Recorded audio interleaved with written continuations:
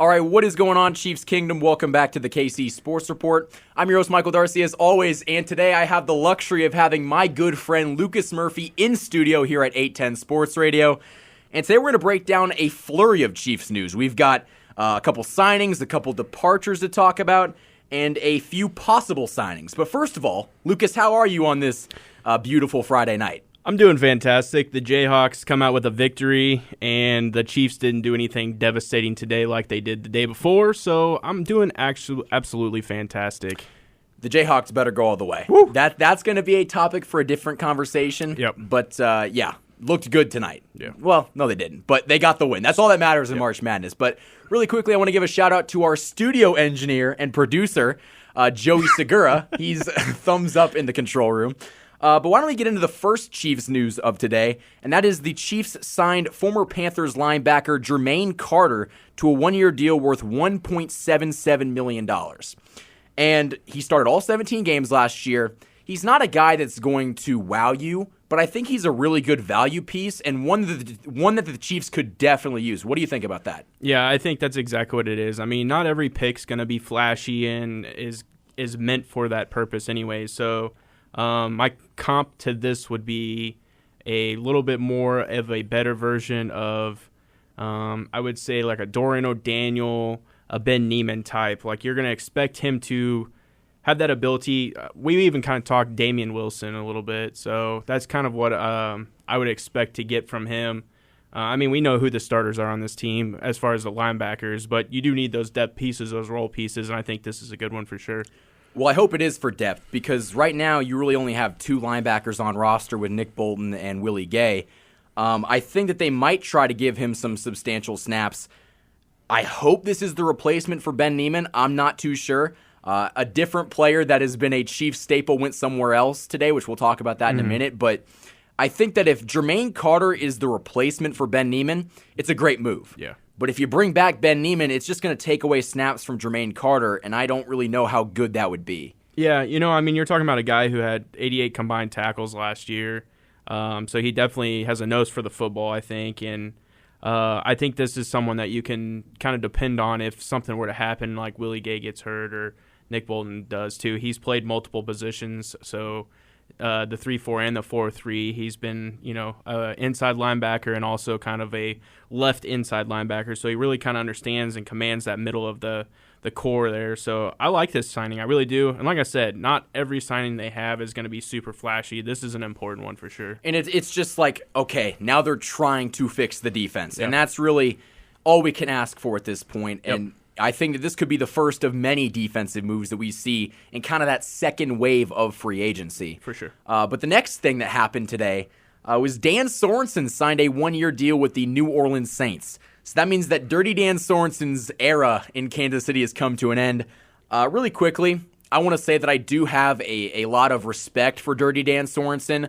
I think that he was a very good role player on this team. He has some of the biggest plays in Chiefs history, you could argue, with that punt stop against the Houston Texans in the divisional round. And it was Reed, too. It was. Yeah. I think that is a play that will go down. He had the fumble recovery, or he knocked the fumble out from Reed, but he also snuffed out that fake punt. Yeah, Reed took that snap and tried to go for it. Well, he had two big plays in that game, and he made so many big plays in seemingly divisional games, and also in the playoffs, like against the Browns. So I'm going to miss him in a sense, but also if you watch any Chiefs games last year, you could make the argument that he literally costed the Chiefs 3 games by himself. Yeah. So I think that the timing it's off. His time is done.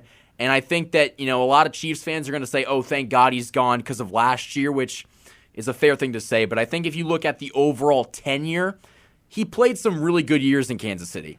Yeah, I'm not going to argue that. I think he definitely has some very key moments, and people will always remember those key moments. I think the reason why a lot of people have a negative viewpoint is exactly what you said. The burning sensation of him getting torched multiple times over the top when that's not his role. And that's not necessarily his own fault because he knows what his role is. That was just a situation he was put in, and that's what we see. And, I think he'll do okay down in New Orleans. I mean, they'll fit him in for that role that he's down in the box doing his thing. So, congratulations to him on getting paid and going and finding another team. It's kind of a miracle that he's still in the NFL. After last year, he had a legitimate case for being the worst player in the NFL through 6 weeks. I mean, and it was all over Twitter. Like it was people like Louis Riddick were like, "What is this guy doing even on the field?" When like, you had Tyrann Mathieu just like, what is going on? 3 times. Yeah. Like, get this guy out of here. Well, yeah. and have you seen like the thing that's going around Twitter, like Saints fans excited that they got a Chiefs safety and then realizing it was Dan Sorensen instead of Tyrann Mathieu? And who would have thought that Dan Sorensen got a contract before Tyrann Mathieu did? Well, I mean, Dan Sorensen's probably only asking, $3 million, where Tyrann Mathieu's asking for a whole Brinks truck. So I could see that for sure. And honestly, man, I was convinced he was coming back to Kansas City. I really was. I mean, it just seemed like he always found a way to come back, and for him to move on, I mean, I think it's good. But I think that also speaks to exactly what the Chiefs are trying to do, and that is they're trying to legitimately get younger, and they're going to kind of start to change how they play the game of football. I think they're going to get a lot more aggressive. So, and that's what the Chiefs need at this point. Like, we are kind of seeing the end of the Super Bowl championship window, and that's not a bad thing. They're getting younger. They're getting guys that are really cheap, to be honest with you. And we can see Mahomes elevate these guys, and I think that, we're going to see a lot of these draft capital resources go into funding and revamping this defense. Yeah. And I think that's an exciting thing. And I think that should be the Chiefs' mindset right now. Oh, yeah, and I'm convinced that it is, man. I think, you'll see probably an elite receiver go, I would say probably in the first 3 picks that we have.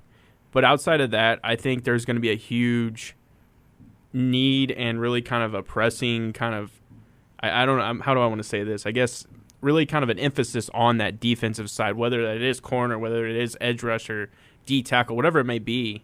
You're going to start to see that get addressed in this draft, and it's going to get pretty quickly. Yeah, I agree. And so the next thing that is actually very exciting is the Chiefs hosted former Tampa Bay Buccaneers running back Ronald Jones for a visit. And, you get these certain Twitter accounts that say, I guarantee that he's going to sign with the Chiefs. And a Twitter account by the name of Arrowhead Live reported that they already have a done deal and to look for this contract in the next couple days. Yeah. I'm not personally sure how much stock I buy into Arrowhead Live. I know he's probably got his sources, but until we see a blue checkmark tweet that out, I can't believe it. But if this is true, Ronald Jones is a really good piece for this offense. What do you think about that? Yeah, I'm a big fan of this if it really is going to happen. And I like what he can provide. He is, yet again, another young piece being added to this Chiefs team. I think, he had time to sit behind a few guys. He was clearly behind Leonard Fournette. But I wrote down some stats. In 16 games, he was only able to start 3. Obviously, Fournette dealt with some things. I think he had to sit out for COVID, if I do believe. But he had 101 rushes for 428 yards, 4 touchdowns. The thing for me is he averaged 4.2 yards per attempt. To me, that's still pretty solid. I think they're going to look to him maybe a little bit more in the pass game, even though last year he only had 10 receptions for 64 yards. If you pay attention to Twitter, anything related to the Chiefs and Ronald Jones is the infamous him catching that ball out of the backfield and just going up the line and just eating our entire defense the whole way. So he has that capability. I think he's a very physical runner, and I think that's what I like about him too, is he understands that role. And if you really think about it, if they roll with CEH, they roll with Rojo, they roll with Gore, and then they may draft one, I'm okay with that. You got a young group, not a very expensive group at all. And I think, for how the Chiefs offense is going to kind of develop this year, I think we're going to run the football a little bit more than a lot of people expect. That's a good group right there. Well, and behind this offensive line, I was watching some Ronald Jones tape. This guy has big playability. Like, if you just watch him, he's so fast for being a pretty big guy and kind of stocky, but he is fast. His jump cut's really good. You could argue that he's had some fumble issues in the past, and he's not the best receiver when it comes to catching the ball. But if he can just be that guy that you give it to in a goal line situation, it would be perfect for this offense. Yeah. And I think that, it's fair to say that Clyde hasn't really been all that good. And behind this offensive line, you kind of saw a sneak peek with Jerick McKinnon running the ball really effectively in the playoffs. Yeah, and I'm a big fan of Darrell Williams. And, I was hoping that he would find his way back to Kansas City. But, that guy had, a combined, insane amount of yards. He had like 1,000 yards from scrimmage. Yeah, he did really fantastic. So he's going to probably go get something somewhere. I think Ronald Jones is a little bit of an upgrade to him. I honestly do. That's just me. And so I'm okay with that. I would much rather have, Darrell back because I think he understands the system and he likes it here. But, yeah, I think Ronald Jones is definitely a huge addition. When doing some research, one thing about Ronald Jones is his injury history, and there's actually this very cool website called draftsharks.com, and it's like an injury predictor, and it also goes over some of his previous injuries. And in 2021, he had a quad bruise, a hand finger fracture. On actually January 2nd, 2022, he had an ankle sprain / pull. But I think that apparently, according to this, he's got an 81% chance of getting injured in 2022 and a 9.3% chance of getting injured per game. But he'd only miss, according to this website, about 3 games. And obviously you could say, oh, Michael, it's just a website. It can't really predict the future. But I think his injury history is something to be somewhat concerned about. And if this is a guy that you give a vet min contract and he can come in and only miss 3 games, supposedly, I'd sign up for that right now. Yeah. Right now. And I think that Clyde hasn't proven his durability in the league. So you're going to have a couple different guys that could be out for a couple games, and at least having somebody else to go to, I think that's a good thing. And I also wouldn't be surprised that if you do bring in Rojo, which, I was kind of on Arrowhead Live for, I don't really believe it. Jeff Chadiha said that there is a real good shot. And I trust Jeff Chadiha a lot more than Arrowhead Live.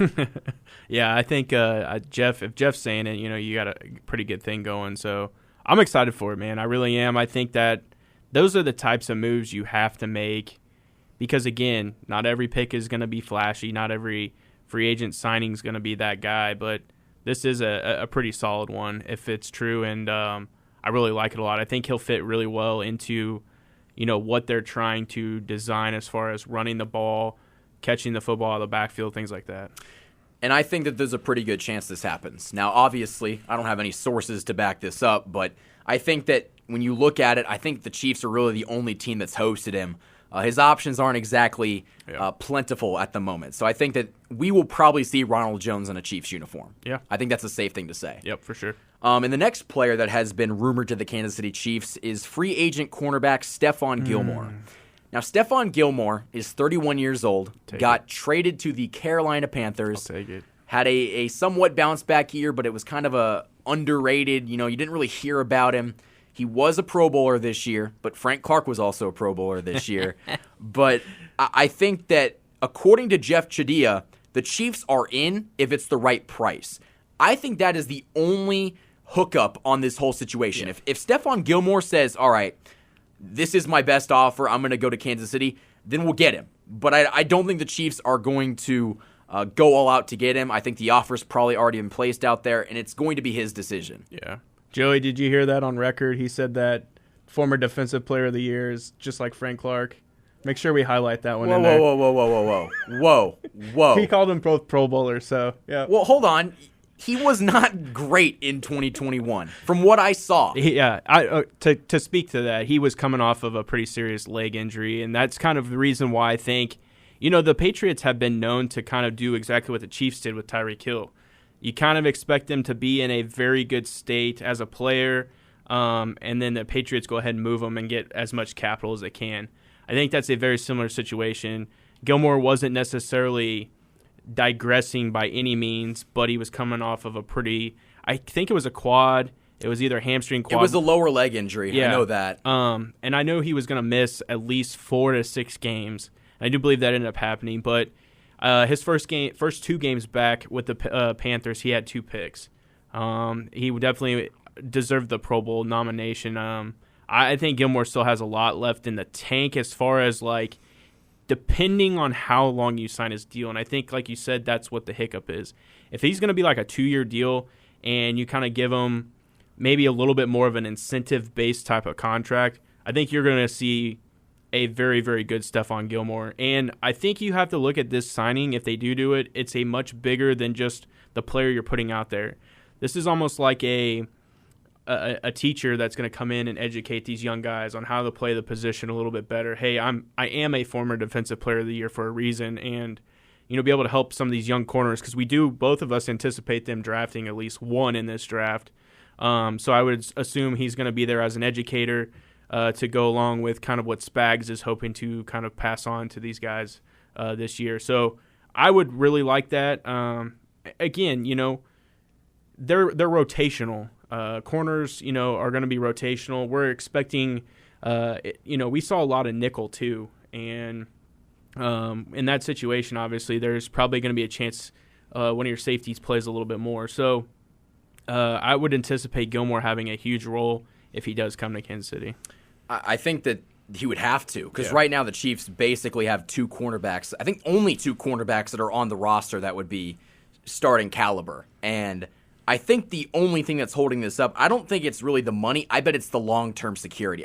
Long-term is a stretch, but I think the Chiefs are saying, Stephon, we love you for like a 1-year deal just to kind of get something out of you. I think he wants a 2 or 3 year contract, and I don't know if the Chiefs are going to be willing to pay that. And I think that could be where the hookup is, but I at this point I would take it. I would also take Tyrann Mathieu back, though, and I don't think we're going to get him.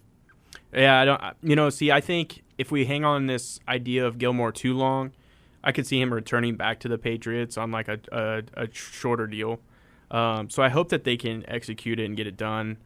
As far as Tyrann Mathieu, I think his days in Kansas City are done. It sounded like to me today that he's willing to wait it out and just see what plays out, and then him get his money still. So his market's nothing, though. And I think it's honestly kind of sad, because this dude was so good in Kansas City, and the market is just nothing. And guys love Tyrann Mathieu. It's just, I think, as Joey told me off air, I think he wants a ridiculous amount of money, and they're just not going to give it to him. Yeah, I wish we really could find out. Obviously there's things out there that say what he should be getting. But is he asking for like 70, 80? He better not. And that's what I'm like, I'm wondering, like, because he's 30, going to be 31, and he's definitely getting up there in football age. I think he's 29 right now. That's what's crazy. Like, we're saying, like, here I am, 33 years old. I'd be like Tom Brady right now in this league, but man, Joey's in there hooping it up or something. I have no clue. Someone's slamming doors at 8:10 on a Friday night. We might be the only people in this studio. I have no clue. We are not the only people in this studio, because it is a busy place to be. But, those were our thoughts on some of the free agent moves and potential free agent moves of the Kansas City Chiefs. Lucas, do you have anything else in closing? We talked last night about the Valdez-Scantling thing. I think receiver is still a very huge priority. It's been rumored that Laviska Shenault is obviously some. Please. Yeah, and please. I talked about someone having to replace Yak. I think that's extremely, extremely important in this offense. I do think that.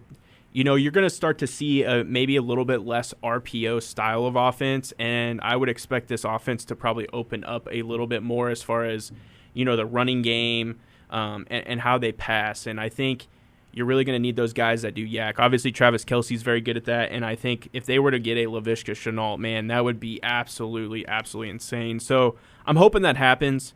We'll just have to see. It could be something that they wait closer towards the draft. Let me just say this really quickly. I'm going to propose something. All right, let's hear it.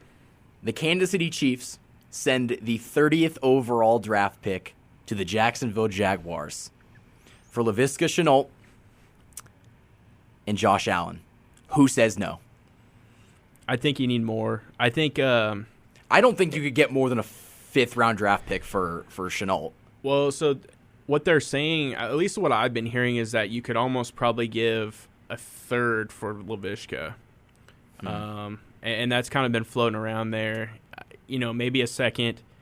Josh Allen's going to command a lot because of the position he plays and how young he is, and the upside's there. And I'm not saying that that's not with Laviska Shenault, but I think you're talking about a very premier position where with receiver you can find a lot more of those guys. So, man, it'd be interesting. I would love to have both those guys, but with the way Jacksonville approached the free agency and just went out and basically signed everybody to just huge contracts, I think that also indicates that they're not completely just giving up either. So if they keep those guys, then it's understandable. But if they're willing to move them, then they're probably going to ask for more than they probably should.